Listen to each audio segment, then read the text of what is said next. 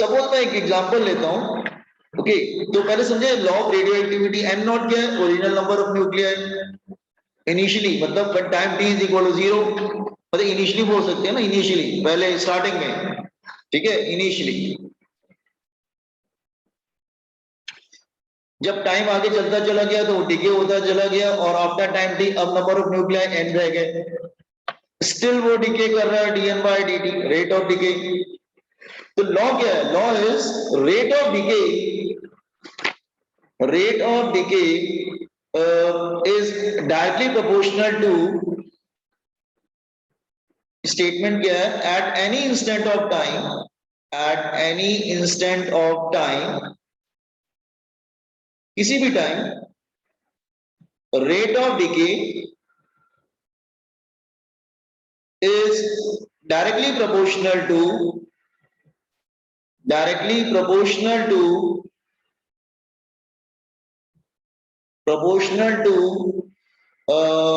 amount of nuclei, amount of nuclei, इसको बाद में लिख देंगे हम लोग, amount of nuclei left or present at that instant of time, at that instant of time, that instant, मैं समझाता हूं बेटा, wait, that instant of time,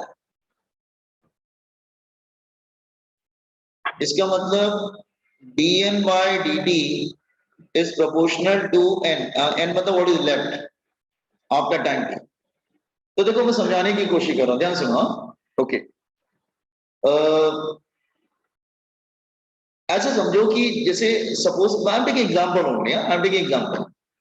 let's say suppose आपके पास बहुत सारा पैसा है, लेट्स से अगर आपके पास 1 करोड़ रुपए है, सपोज 1 CR, तो अगर 1 करोड़ रुपए होंगे तो आपके खर्चे भी फिर ज्यादा होंगे ना।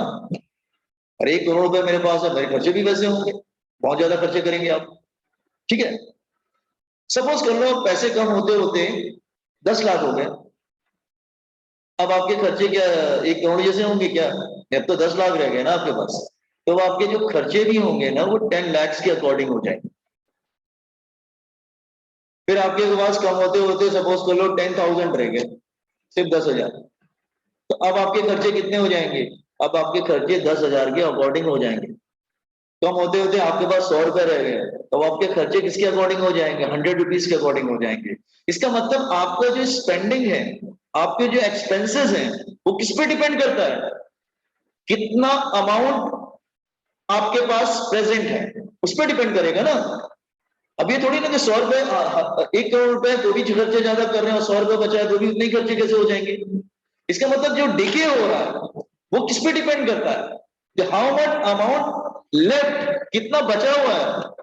जैसे आपके खर्चे डिपेंड करते हैं कितना पैसा आपके पॉकेट में है, उस हिसाब से खर्चे होंगे ना। उसी तरह से जो डिके होता है वो उस पर डिपेंड करता है कि हाउ मच न्यूक्लियाई लेफ्ट, कितना बचा हुआ है, उसके अकॉर्डिंग डिके होगा। अगर सपोज कर लो 1 kg होगा तो डीके बहुत ज्यादा होगा। कम होते होते सपोज कर लो 100 ग्राम रह गया तो डीके कम हो जाएगा। और अगर सपोज कर लो 10 ग्राम रह गया तो डीके और कम हो जाएगा। इसका मतलब डीके किस पे डिपेंड करता है? Amount of nuclear which is left at that instant of time. जितना बचा हुआ है उसके अकॉर्डिंग डीके होगा। ज्यादा देखो, अमाउंट ज्यादा है तो डीके भी ज्यादा होगा, अमाउंट कम हुआ डीके कम हो गया, अमाउंट बहुत कम हो गया डीके और कम हो जाएगा। इसका मतलब जैसे जैसे अमाउंट कम होता जाएगा जो रेट ऑफ डिके है वो भी कम होता जाएगा। ये बात समझ में आया आपको बॉयज एंड गर्ल्स? मैंने क्या समझाने की कोशिश की? Have you got this idea कि डीके कम क्यों होता जाएगा धीरे धीरे? क्योंकि अमाउंट कम होता जा रहा है।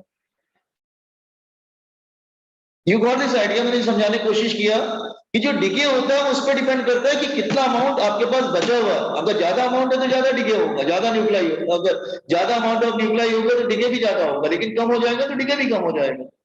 It depends on how much left. समझ में आया boys and girls? Yes sir. अच्छा, इसको हम लोग माइनस भी लगाते हैं। माइनस मतलब आपको मालूम है टाइम के साथ धीरे धीरे कम भी होता चला जाता है। क्यों कम होता चला जाता है? पहले अमाउंट ज्यादा होता है तो डीके भी ज्यादा होता है, फिर अमाउंट और कम हो जाता है तो डीके कम हो जाता है, अमाउंट और कम हो गया, डीके और कम हो गया, जैसे जैसे टाइम आगे बढ़ता है क्योंकि अमाउंट भी कम होता जाता है तो उसके अकॉर्डिंग डीके भी कम होता जाता है। तो माइनस का मतलब क्या है? Rate of decay, rate of decay decreases with time, क्योंकि अमाउंट कम होता जाएगा ना बेटा, तो डीके भी कम होता जाएगा।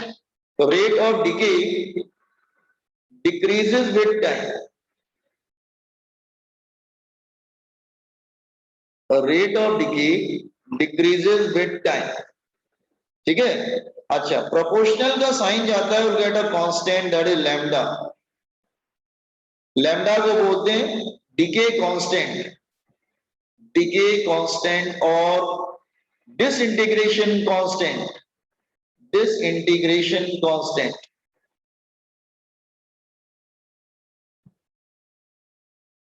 डीके कांस्टेंट और डिसइंटीग्रेशन कांस्टेंट, क्रॉस मल्टीप्लाई करो दोनों तरफ, इंटीग्रेटिंग बोथ साइड्स,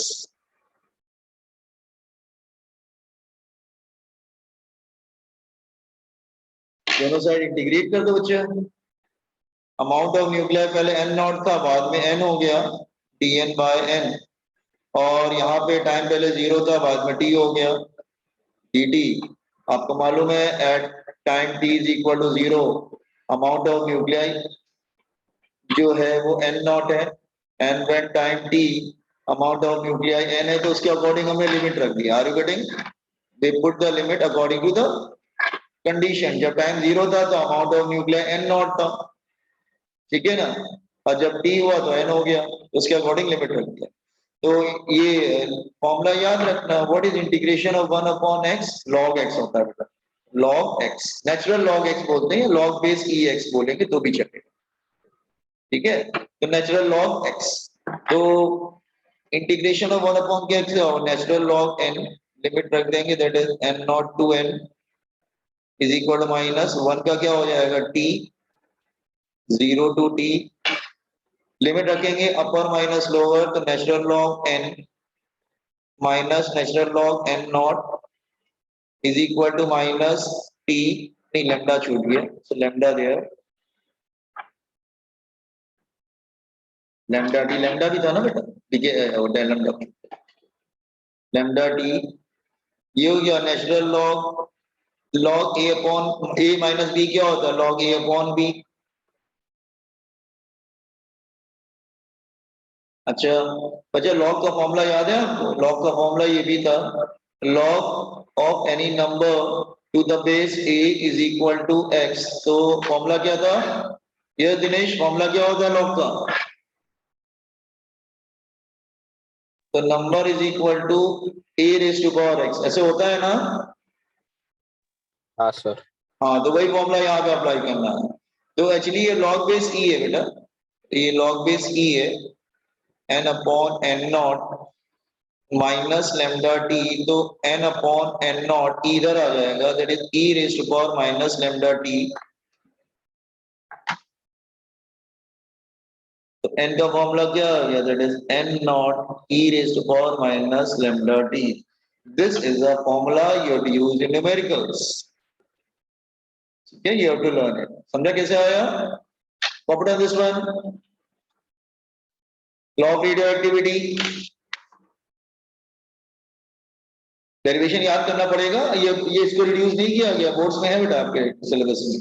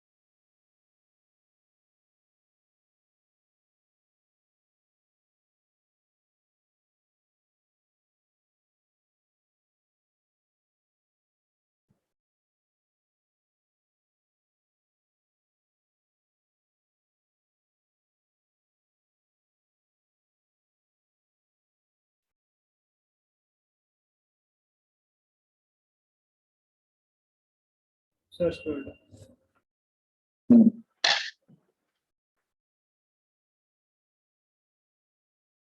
तो थोड़ा ऊपर लीजिए ना।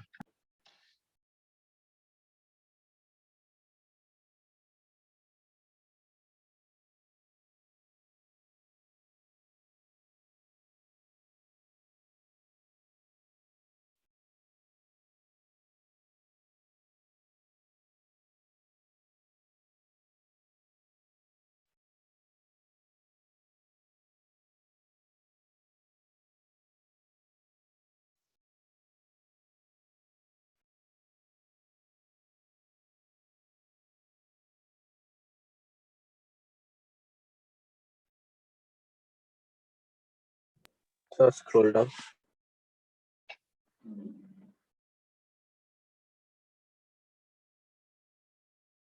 Scroll down. हाँ बच्चे ठीक।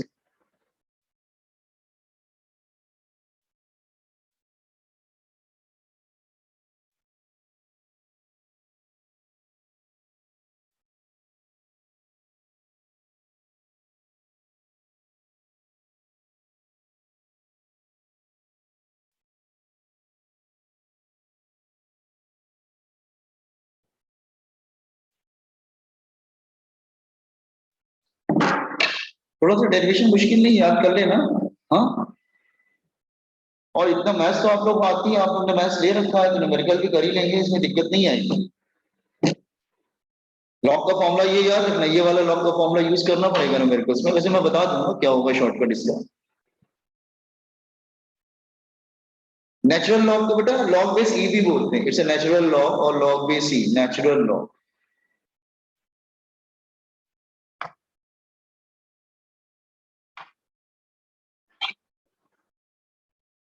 अब देखो चैप्टर फटाफट तुम लोग तैयार करना स्टार्ट कर दो, क्योंकि तुम्हारा पोर्शन बिल्कुल समय पे चल रहा है, बिल्कुल ठीक चल रहा है। तुम लोग जल्दी फटाफट फिजिक्स का वाइंड अप करना स्टार्ट कर दो,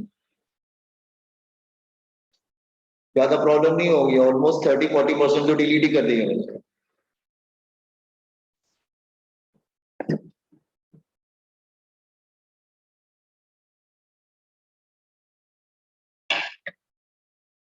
तो ये हो गया एक।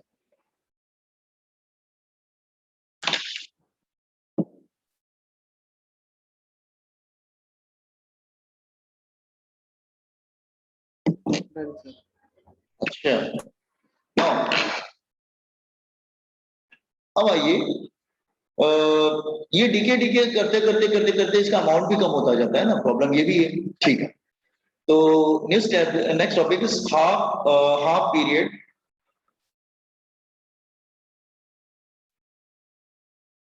हाफ पीरियड और हाफ लाइफ, और half life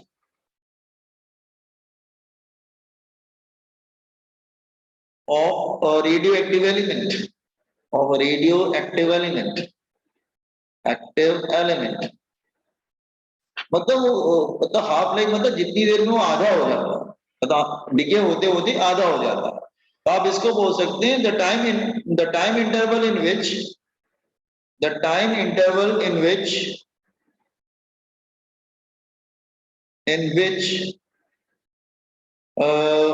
mass of radioactive element decay to mass of radioactive element और number of atoms और amount of nuclei भी बोल सकते हैं, और amount of nuclei decay to half of its original value, to decay to half of its initial value, अपने initial value का आधा हो जाता है, called half life. Half life समझ में आया? अपने इनिशियल का आधा हो जाना, मतलब रिड्यूस हो गया आधा हो जाना, that is called half life. ठीक है, तो कैसे करेंगे, मतलब at t is equal to half life, amount of nuclei जो होता है अपने ओरिजिनल का आधा हो जाता है। ये बात समझ में आया कि आधा क्यों हो जाता है? एन नॉट जो ओरिजिनल था ना उसका आधा हो जाता है। इक्वेशन नंबर वन ले लीजिए, n is equal to n naught e raised to power minus lambda t, put it here, कितना रह गया, अपने ओरिजिनल का आधा हो गया, n naught ओरिजिनल ले लिया, अपने ओरिजिनल का आधा हो गया, minus lambda t half, t नीचे छोटा सा हाफ लिखते हैं, ठीक है, तो n naught कैंसिल हो जाएगा, अपने ओरिजिनल का आधा हो गया, इन्वर्ट कर दो दोनों साइड, तो e रेज़ टू पावर, हाँ क्या हो जाएगा जी, e रेज़ क्रॉस मल्टीप्लाई कर लो, lambda t raised to power half is equal to 2, taking log और log, applying log on both side, दोनों तरफ taking log, दोनों तरफ log ले लो, तो lambda t raised to power half log base e into 2, दोनों तरफ log base e ले लिया बेटा, on both side, दोनों तरफ log base e ले लिया, ठीक है ना, आपको मालूम है log base e raised to power e is equal to 1 हो जाएगा, अगर ये नंबर और बेस सेम होता है तो 1 हो जाता है ना, तो lambda T raise to power half is equal to log base E, ठीक है, तो हाफ लाइफ क्या आ जाएगी, that is log base E upon lambda, अच्छा boys and girls, log base E को लॉग बेस 10 में कैसे कन्वर्ट करते हैं, बाय मल्टीप्लाइंग 2.303, तो वो लॉग बेस 10 में आ जाता है, तो log बेस e को log बेस 10 में कैसे लाएंगे, तो इसको मल्टीप्लाई कर देंगे 2.303, तो ये log बेस 10 में आ जाएगा, दिनेश log 2 की वैल्यू क्या होती है, 2.303, 3.010, नहीं 0.3, क्या होती है log बेस 3 की वैल्यू बेटा, 0.3010 0.30, ना, हाँ सर, तो ये आ जाएगी, that is equal to 0.693 upon lambda. So आपको कैलकुलेशन समझ में आ गया ना, कैसे किया हमने, मैंने यू गॉट दिस कैलकुलेशन, देख लो अच्छे से, सारे स्टेप देख लो, टेक योर टाइम, अपने ओरिजिनल का आधा हो गया,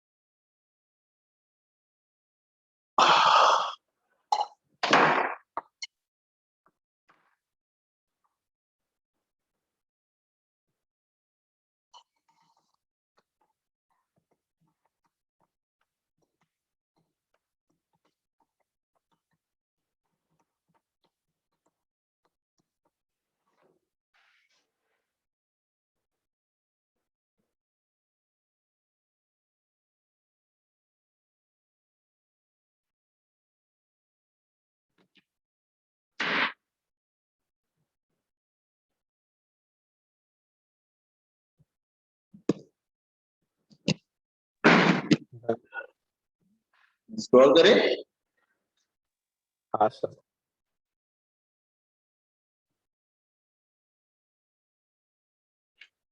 ये याद रखना, लॉग बेस ई को लॉग बेस 10 में कैसे कन्वर्ट करते हैं, ये सब काम की बातें हैं, ठीक है, these things.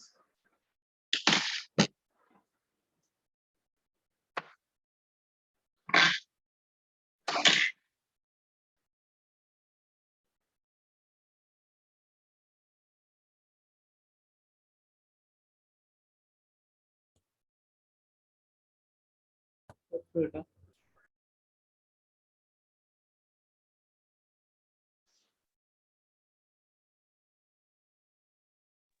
So scroll down.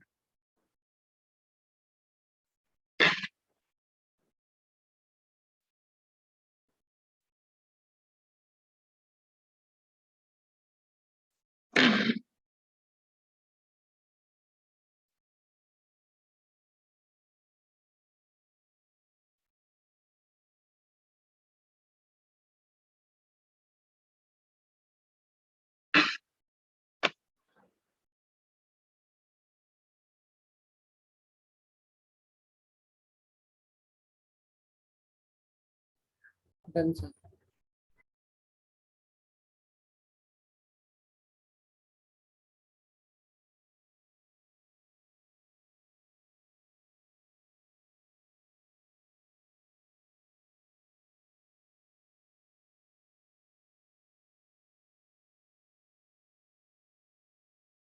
मैं दोनों को ही 2 कर देता हूँ, ठीक है, फॉर्मूला याद रखना।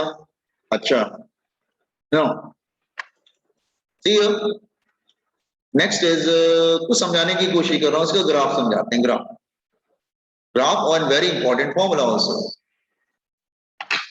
देखो ऐसे समझो कि जब टाइम इधर टाइम लेते हैं और इधर अमाउंट ऑफ न्यूक्लियाई लेते हैं।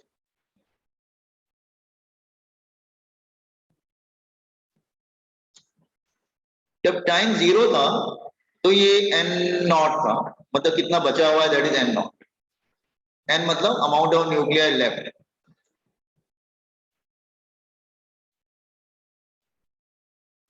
जैसे ही वो फर्स्ट हाफ लाइफ होता है वो अपने ओरिजिनल का आधा हो जाता है। Amount of left is n0/2। एक और हाफ लाइफ होगा, 2 हाफ लाइफ में क्या हो जाएगा, वो ये ठीक नहीं लग रहा है, ये मैं टाइम 0, हाँ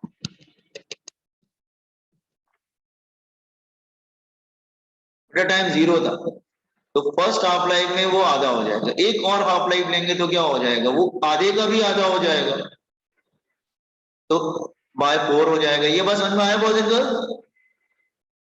एक और हाफ लाइफ ले ले तो कितना हो जाएगा, उसका भी आधा हो जाएगा फिर n0/8।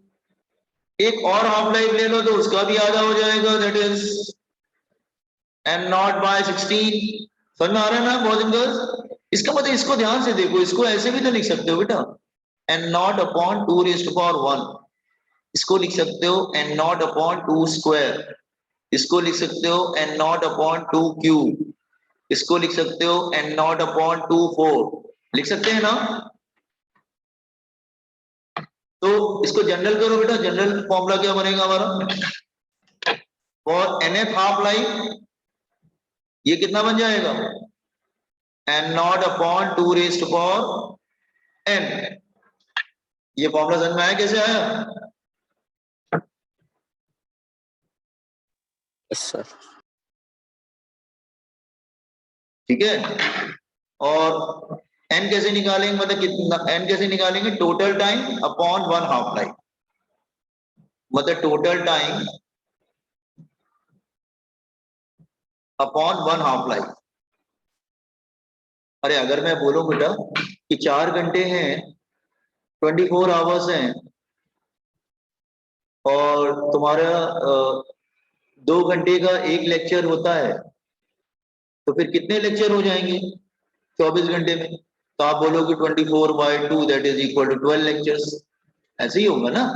तो आप कैसे निकालेंगे कि कितने लेक्चर्स होंगे। 24 आवर, हर लेक्चर 2 घंटे का है और 24 आवर्स होते हैं। तो आपसे पूछे कि 24 आवर्स में हर लेक्चर 2 घंटे का होगा तो कितने लेक्चर हो जाएंगे, तो आप बोलेंगे 24/2 12 लेक्चर्स। वैसे यहाँ पे भी अगर टोटल टाइम t है और 1 हाफ लाइफ t हाफ है, तो नंबर ऑफ हाफ लाइफ कितनी हो जाएगी, n is number of half life, तो total time divided by 1 half life.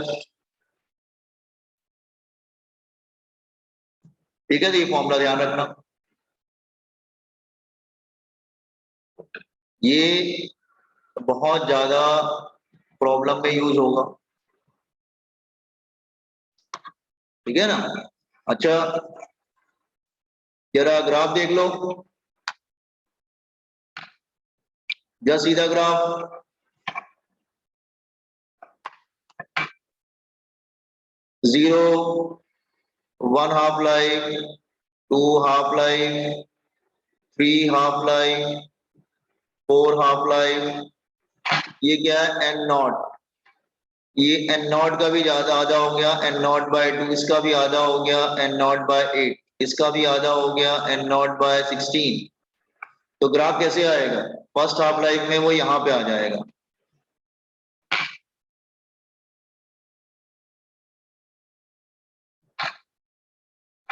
एक और हाफ लाइफ होगा तो उसका भी आधा हो जाएगा, एक और हाफ लाइफ होगा तो उसका भी आधा हो जाएगा। ठीक है ना बेटा, N naught by 2, 3 half life में वो एन नॉट बाय 8 तक नहीं, तो गलत हो रहा है क्या बेटा, फर्स्ट हाफ लाइफ में, अच्छा एन नॉट बाय 4 छूट गया, एन नॉट बाय 4 होना चाहिए।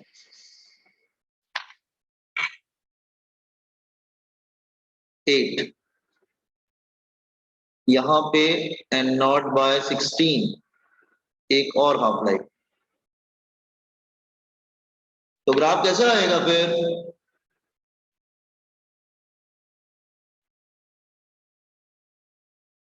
समझ में आया आप लोग को बॉयज एंड गर्ल्स?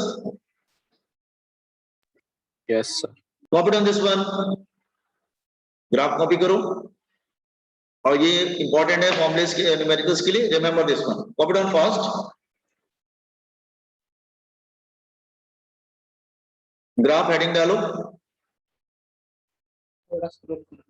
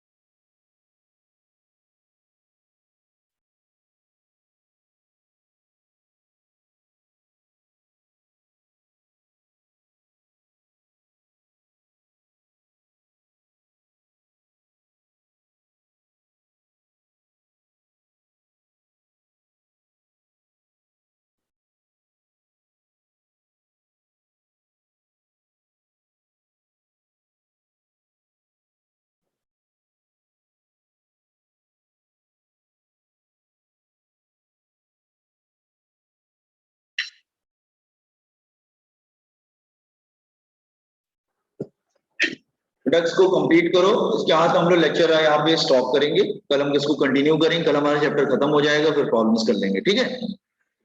तो learn all the formulas first, तो ये काम करना, आज चैप्टर खत्म हो जाएगा, कल हमारा थोड़ा 10 मिनट का रह गया है, तुम सारे फॉर्मुले लर्न करके आना, ठीक है।